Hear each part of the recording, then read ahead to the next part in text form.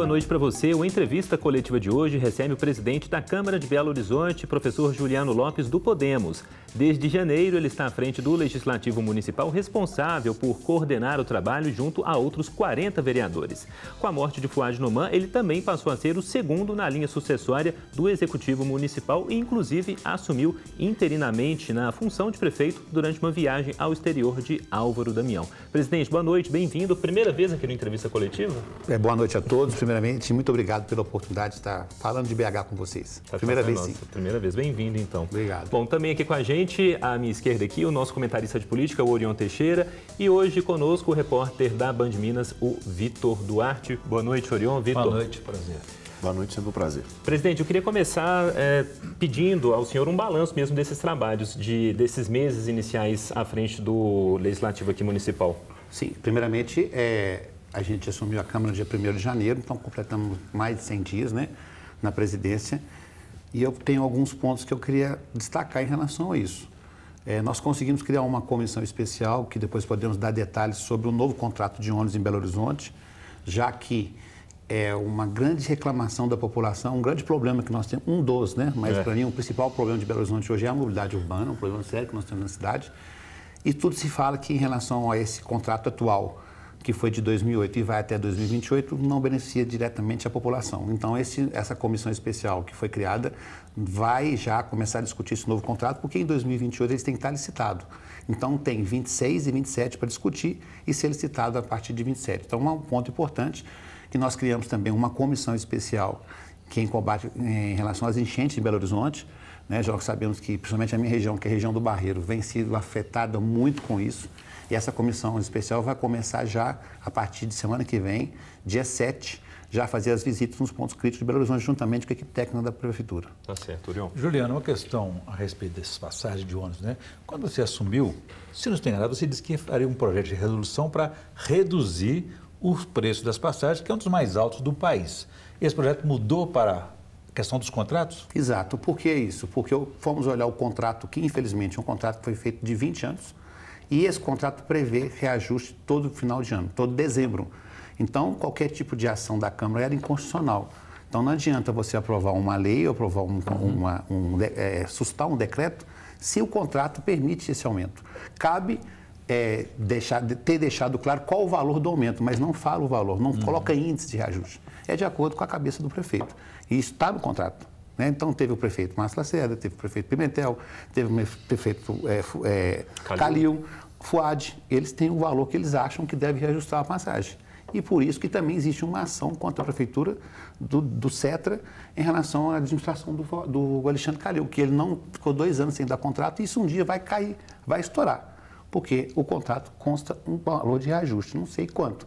Mas isso aí, uma hora a conta vai chegar para a prefeitura pagar. Mas é que além do contrato, desse subsídio, tem uma outra dívida com as empresas de ônibus. Na verdade, durante 2 anos não houve reajuste de passagem em Belo Horizonte na gestão do prefeito Alexandre Calil. Na pandemia?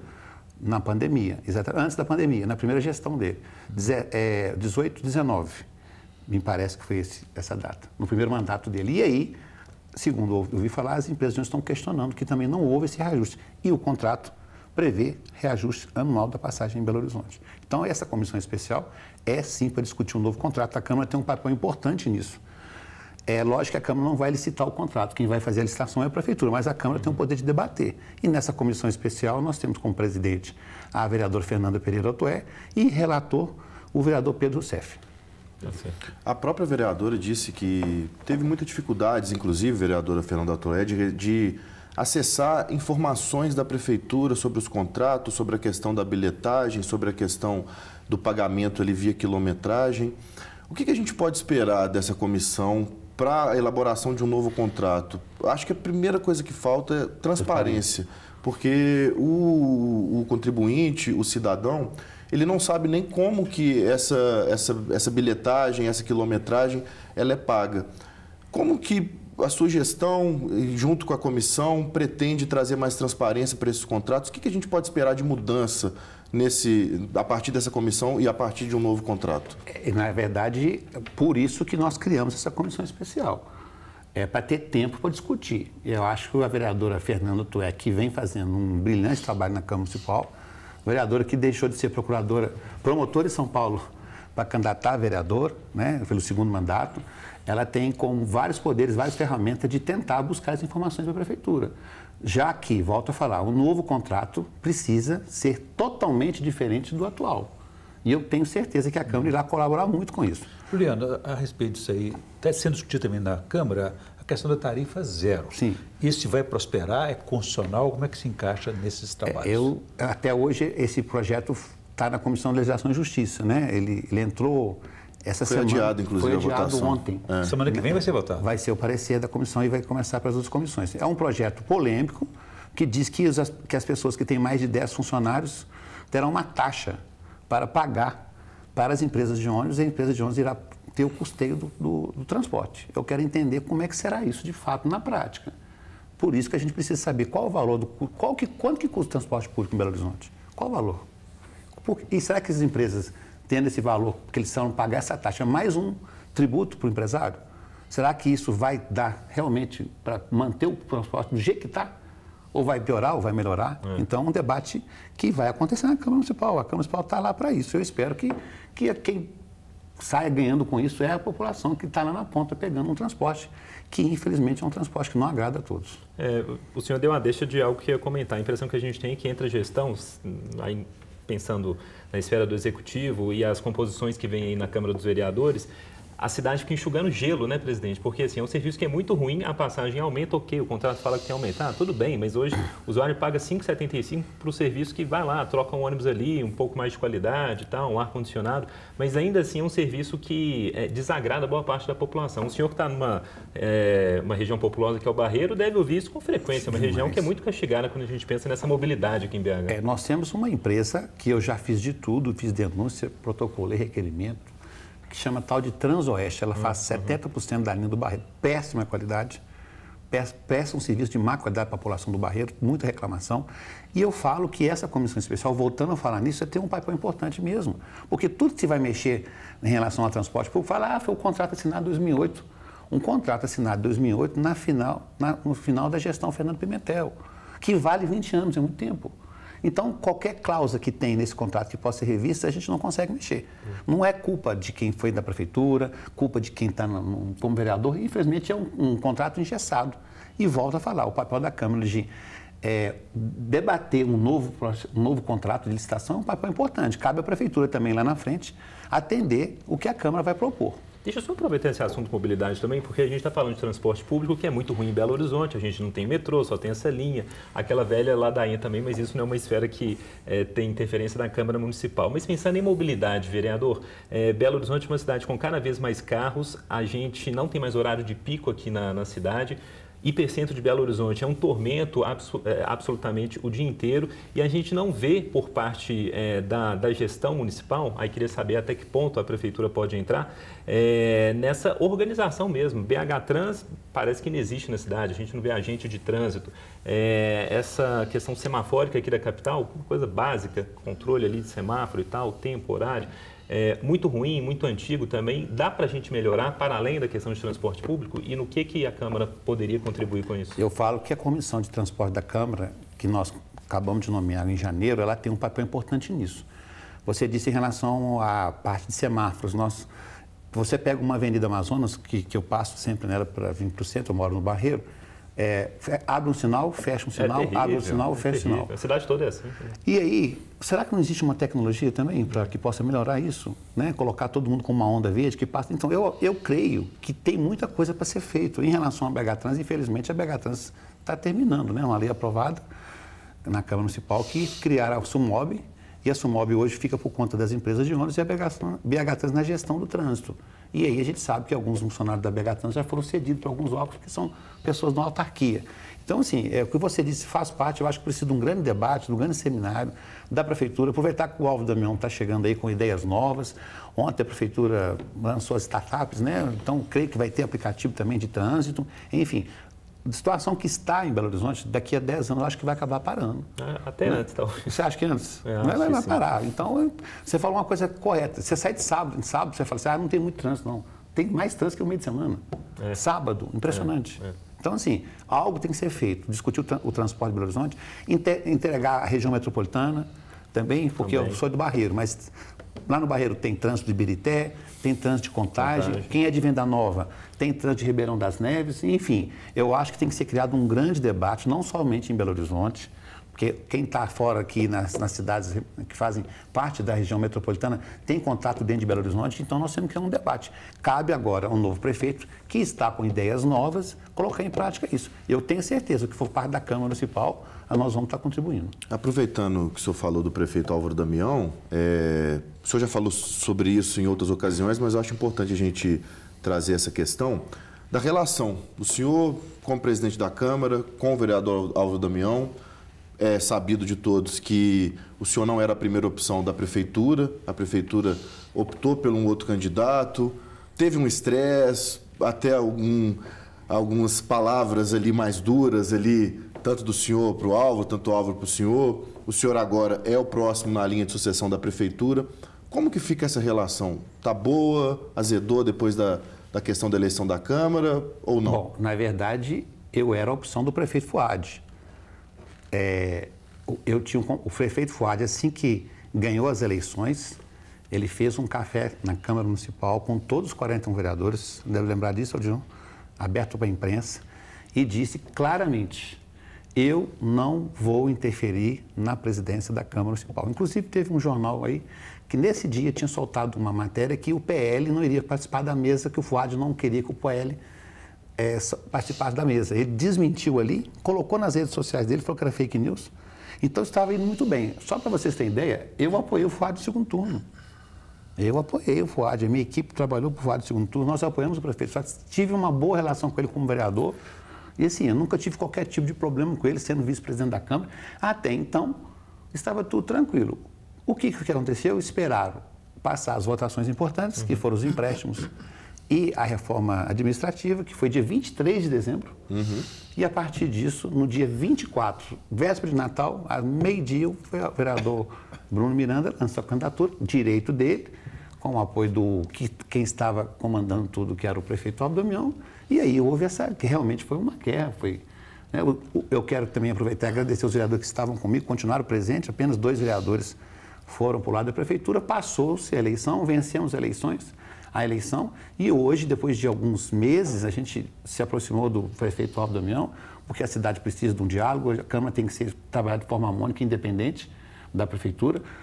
O vereador pode colocar uma emenda num projeto da prefeitura que ele não concorda, essa emenda é debatida, ele tem o direito de colocar uma emenda, ele tem o direito de fiscalizar, e hoje o clima entre a Câmara Municipal, primeiro presidência, e a prefeitura é de uma harmonia total, porque ele não precisava nem ter entregue a prefeitura para mim. Sim. Porque a lei orgânica fala que é a partir do 15º dia, e ele fez um gesto, né, que eu fiquei muito contente de ter a honra de ser prefeito dessa cidade por 5 dias. Então, hoje, nós trabalhamos de forma harmônica, independente de meu total respeito ao prefeito Álvaro Damião, e desejo que ele faça uma boa administração, porque quem votou no Álvaro, no Fuad, quem votou nos 41 vereadores, não quer saber se está brigado, ele quer que resolva o problema.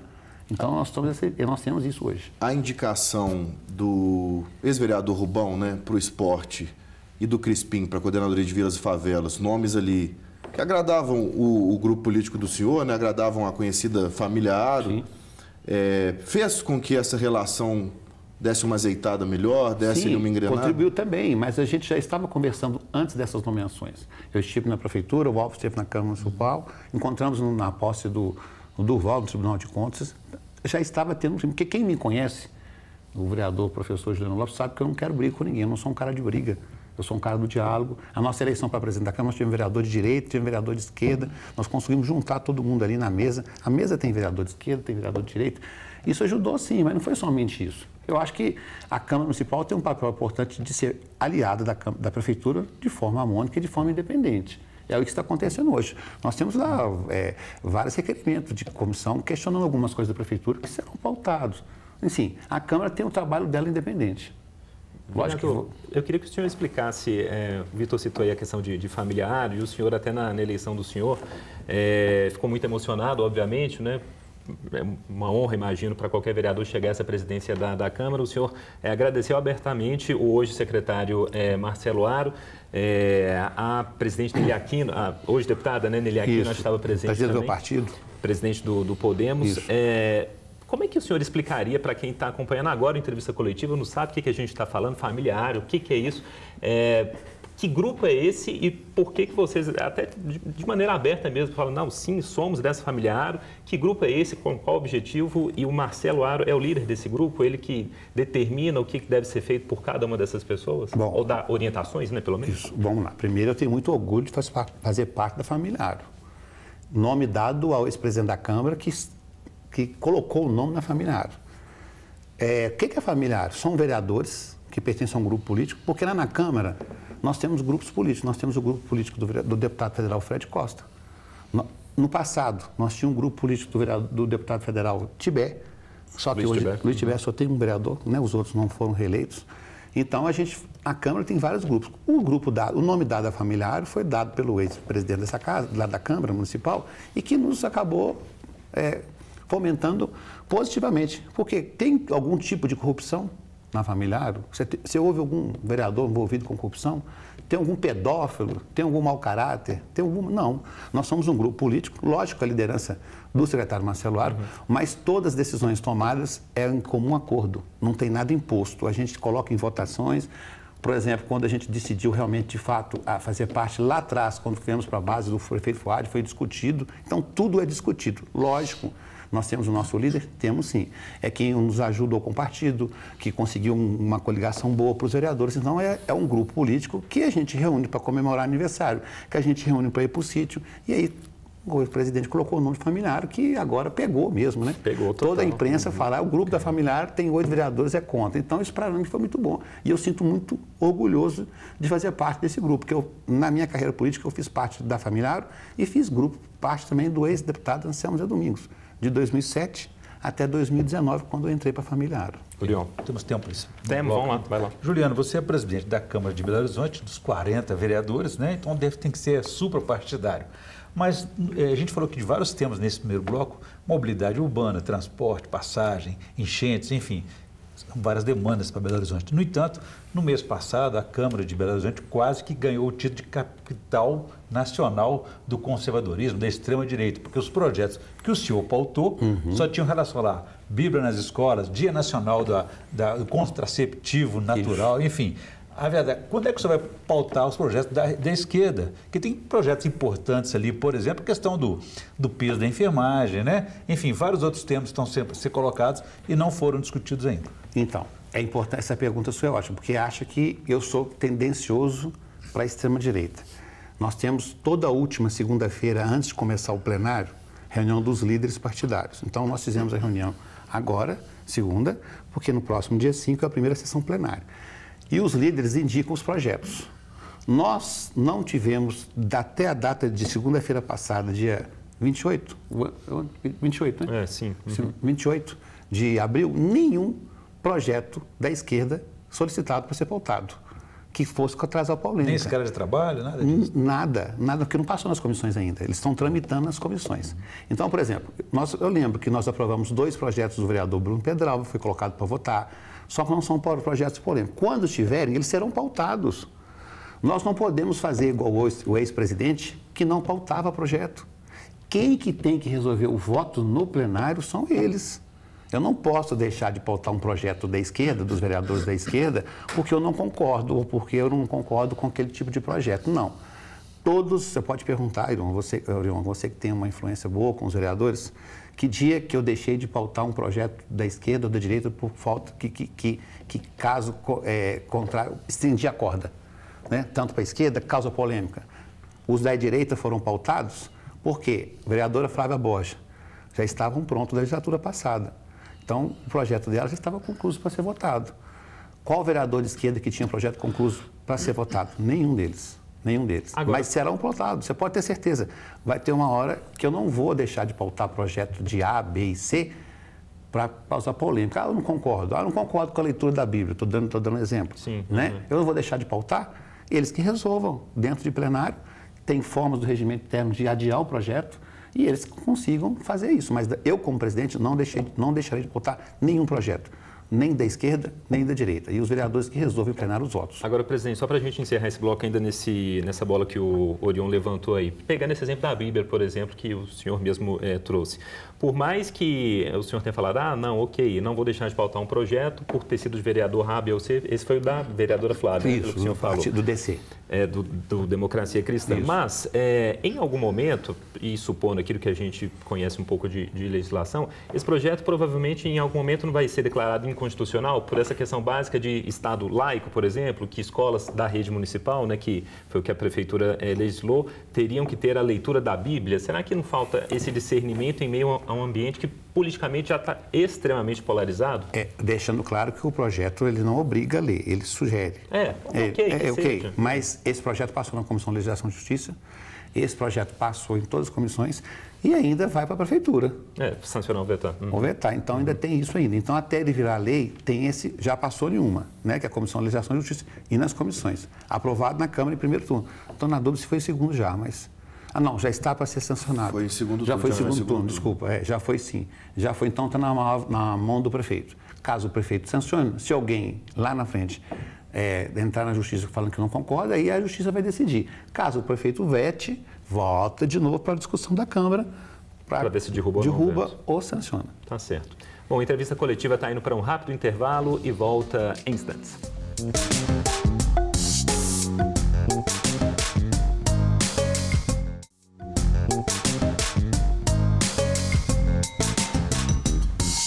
De volta com a entrevista coletiva que hoje recebe o presidente da Câmara de Belo Horizonte, o vereador Juliano Lopes. Vereador, eu queria falar de um assunto que veio aí no noticiário ao longo aí do mês de abril, que foi o valor do reajuste no ticket de alimentação dos servidores da Câmara Municipal e a incorporação, não é, por parte dos vereadores também desse ticket, que hoje dobrou de valor praticamente, né? Está em 2.000 e alguma coisa. Aí veio aquela, mas poxa, os vereadores, vai lá, bem remunerados, uma estrutura interessante de gabinete, o porquê de os senhores vereadores também agora, a partir de maio, né, vão passar a contar com esse ticket aí de R$2.000? Bom, primeiramente, o reajuste dos funcionários da Câmara, eles já recebiam um ticket de R$1.370. Uhum. Nós tivemos um pedido do Sindislang, que é o sindicato dos concursados da Câmara Municipal, e aí eles apresentaram um relatório para a gente, informando que no Ministério Público, Tribunal de Contas, o valor do ticket dos funcionários e dos desembargadores e do juiz é esse valor. Nós fizemos uma pesquisa, como a Câmara Municipal não tem mais a verba indenizatória em relação a isso, a alimentação, incluiu os vereadores também. Já que também os nossos salários em relação a vereadores, nós somos a 20ª capital em termos de valores de salário. E o ticket de alimentação, tanto dos funcionários da Câmara Municipal, tanto dos vereadores, vai ser um cartão, né? A princípio ainda está sendo licitado, e aí o vereador vai ter o direito de comprar, usar o ticket para si, e o funcionário da Câmara também. Já que nós temos 40% dos funcionários da Câmara recebem menos de R$3.000. Eu creio que é uma ajuda, né, para eles também, lógico, que vai ajudar bastante também os vereadores da Câmara Municipal e vai ajudar também os funcionários da Câmara, tanto concursados e recrutamento amplo. Mas ao contrário dos salários que tem essa classificação, essa ajuda de custo de alimentação é a maior do país, não? Não, o maior é Fortaleza. É um valor, sim, é um valor alto, bom, um valor bom, mas não é o maior do país. Mas aí, no caso dos vereadores, o que o senhor está falando, então, acaba sendo uma compensação, pelo que no entender do senhor, é um salário, comparativamente com as outras capitais, de ser, eu vou colocar abaixo dentro desse parâmetro que o senhor está colocando. O salário de vereador é um bom salário, né? Nós temos o salário de vereador bom, mas, na verdade, em relação aos outros vereadores das outras cidades, todos eles têm ticket de alimentação também. A Câmara afirmou que há dinheiro em caixa da própria Câmara para pagar esse benefício. Como vão ficar nos anos futuros? Isso vai ter que ser incorporado no orçamento, na lei orçamentária? Vai ter que abrir uma brecha ali para poder pagar esse valor mais alto? Em relação ao futuro, já prevê o orçamento que a Câmara sempre recebe, então isso vai fazer parte como salário do vereador, como salário do funcionário. Já está previsto isso, então daqui para frente, qualquer tipo de reajuste que tiver em relação a salário de vereador, a salário de funcionários, que foram reajustados também em 10%, né? Foram reajustados em 10%. Isso já prevê no orçamento. Nessa pegada de projetos, eu estava até olhando alguns projetos ali para serem apreciados na Câmara. Tem um projeto de livre acesso dos vereadores a locais onde é prestado serviço público, seja local público, seja local privado, para que esse acesso seja sempre livre aos vereadores. A gente está vivendo uma era em que políticos entram em unidades de saúde, muitas vezes, não estou aqui fazendo juízo de valor se é certo ou errado, mas constrangem médicos. Esse projeto não seria uma carta branca para esse tipo de atitude, para esse tipo de conduta, para fazer vídeos ali, para poderem viralizar na internet? Olha, hoje existe uma lei federal, não sei o nome dela de cor aqui, que diz que o vereador, o deputado estadual, o deputado federal são agentes públicos e eles têm o poder de fiscalizar. Agora, se o vereador, como aconteceu no interior aí de Minas Gerais, usar essa forma de forma incorreta, eu não concordo.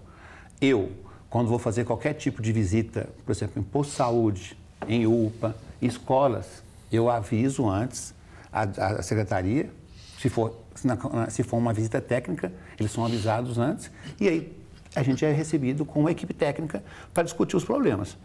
O vereador, ou o deputado estadual, ou o deputado federal, que for em qualquer tipo de unidade de saúde, como aconteceu, vou dar um exemplo, ir numa UPA, e chega lá, está acontecendo algum processo, né, de saúde com a pessoa, algum procedimento que possa prejudicar, eu não concordo. Eu não concordo com isso. Eu acho que pode receber like, pode receber comentários, mas lá na frente tem uma pessoa que está passando por um momento de dificuldade e eu tenho certeza que o médico está lá trabalhando, né? Ele não está lá para fazer gracinha, para fazer outra coisa que não seja a equipe dele. Então, eu como vereador, mesmo tendo a lei federal que me dá o direito de fiscalizar qualquer órgão público, sem qualquer tipo de aviso, eu não faço isso. Eu sempre procuro avisar e para ter lá na ponta um diálogo com o diretor de escola, com o posto de saúde, com o UPA, enfim, com o equipamento público da prefeitura. Juliano, eu queria falar com você sobre outro projeto aqui do Estado, né, que está interferindo em Belo Horizonte, a questão do pedágio. Não sei se a Câmara Municipal já se manifestou a respeito. Sim. O prefeito já deu uma entrevista sobre esse assunto, mas a intenção do Estado é cobrar pedágio, praças de pedágio, em rodovias estaduais que passam por Belo Horizonte. A Câmara foi consultada, vai ser consultada, ela vai se manifestar?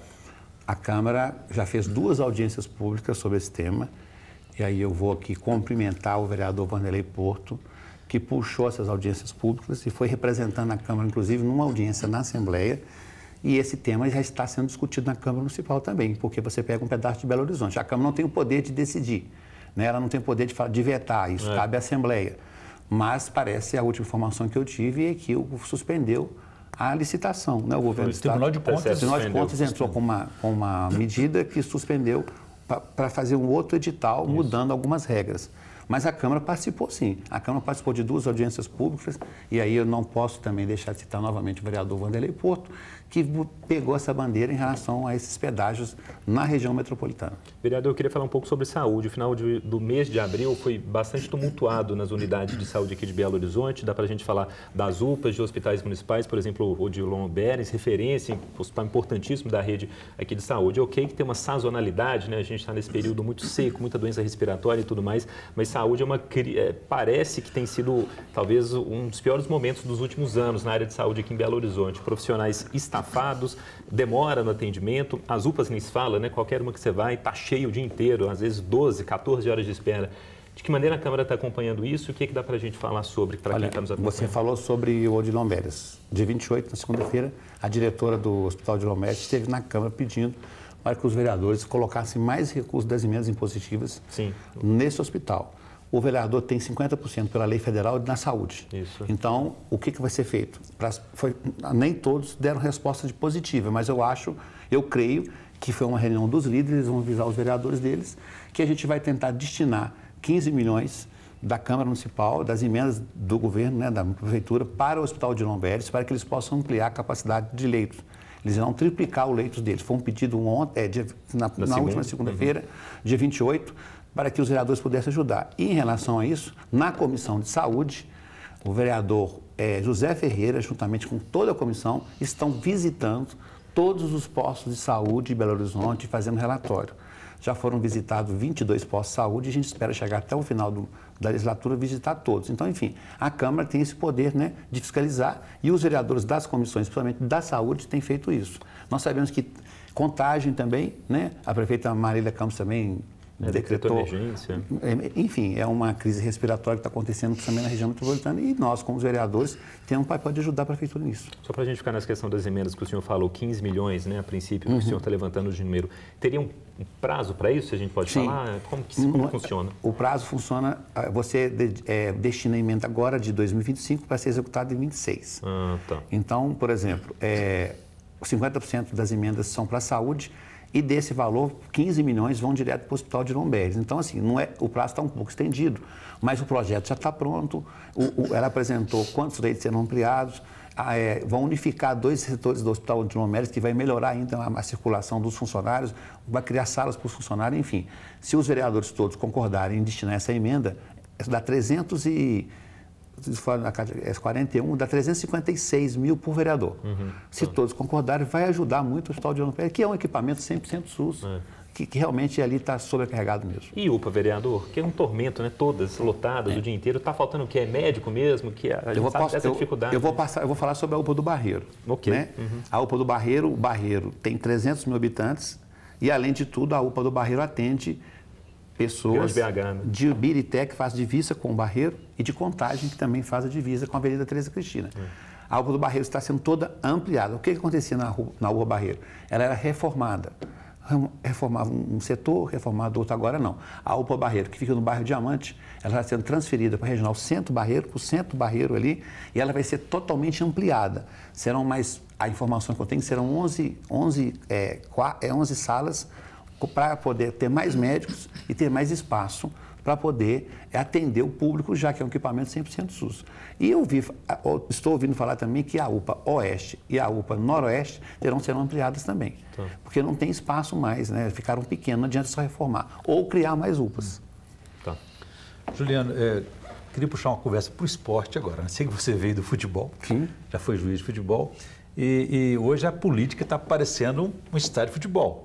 Falam até em Fla-Flu, Cruzeiro Atlético, tal é a polarização política. E gostaria que você falasse sobre essa experiência, se foi sendo mais difícil na política do que no futebol, e que você falasse também sobre um projeto que você tem sobre criar uma academia móvel. O que é isso? Como é que funciona? Bom, eu torço, Odilon, que o próximo presidente do Brasil seja um presidente de centro, sabe? Porque nós estamos passando quem vota no político, quem vota no vereador, quem vota no presidente, não quer saber se é de esquerda, se é de direita, ele quer que resolva os problemas dele. E o que você disse em relação ao futebol, hoje virou Atlético, Cruzeiro, Fla-Flu, Grêmio Internacional. Eu vim do futebol mesmo, trabalhei com árbitro de futebol de 96 a 2009, tive o privilégio de apitar alguns jogos aqui em Minas Gerais, no Brasil afora, mas a gente precisa ter um equilíbrio de forças dentro da Câmara Municipal e principalmente um respeito com cada um.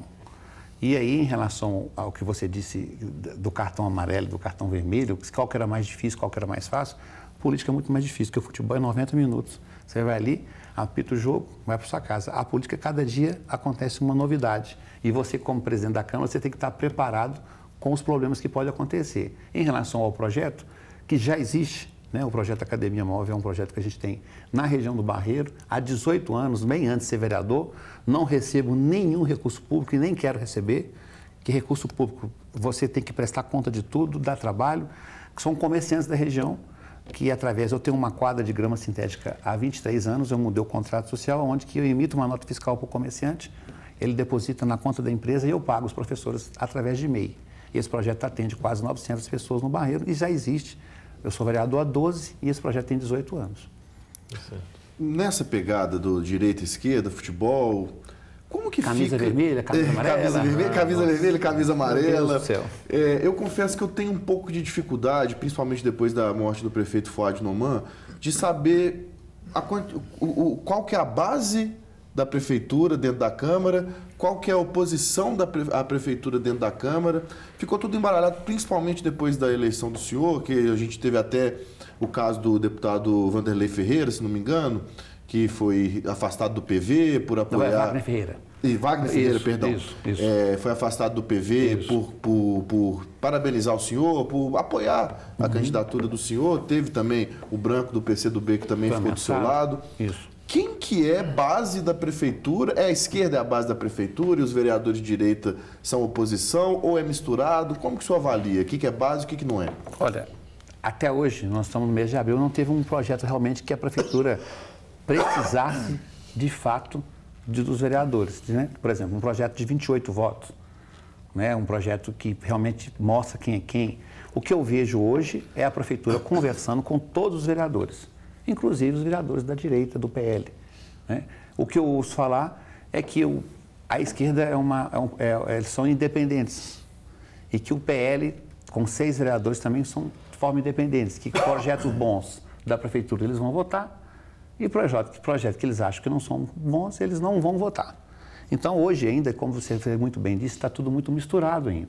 Mas eu creio, com o diálogo do prefeito Alves Damião, né, com o secretário de governo, que é o Guilherme, vem construindo isso, eu creio que a prefeitura terá uma base boa na Câmara Municipal.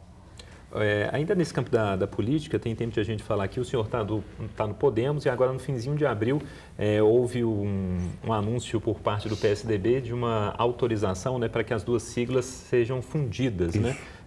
Vão passar, o novo nome parece que não está definido, né, mas vão se tornar um novo partido. Quer dizer, o Podemos, um partido relativamente recente, né, incorporando, se fundindo a uma legenda super tradicional que é o PSDB, que está vivendo essa debacle, né? Queria que o senhor falasse sobre isso, se localmente como é que ficaria esse jogo de poderes aí? Sim, lembrando que o Podemos já veio da fusão do PHS com o PTN, não é isso? Isso. O PHS era o número 19, o PHS era o número 31, o PTN era o número 19. Tanto é que o Podemos ficou com 19 e aí fundiu de novo com o PSC. Então, o Podemos são 3 partidos, PSC, PHS e PTN. E agora você mesmo disse que foi aprovado na convenção, vai ter a convenção, mas aprovado pelos diretórios da fusão do PSDB com o Podemos, que são partidos que pensam, têm a mesma ideologia, de centro-direita. Tá. Hoje o Podemos é muito maior que o PSDB, com todo respeito, mas o PSDB é um partido mais tradicional. Eu creio que com essa fusão, o novo partido, não sei como vai chamar, você mesmo disse, eu também estou curioso para saber o número e o partido. Esse mascote vai ser o Tucano, isso eu fiquei sabendo. Já está definido?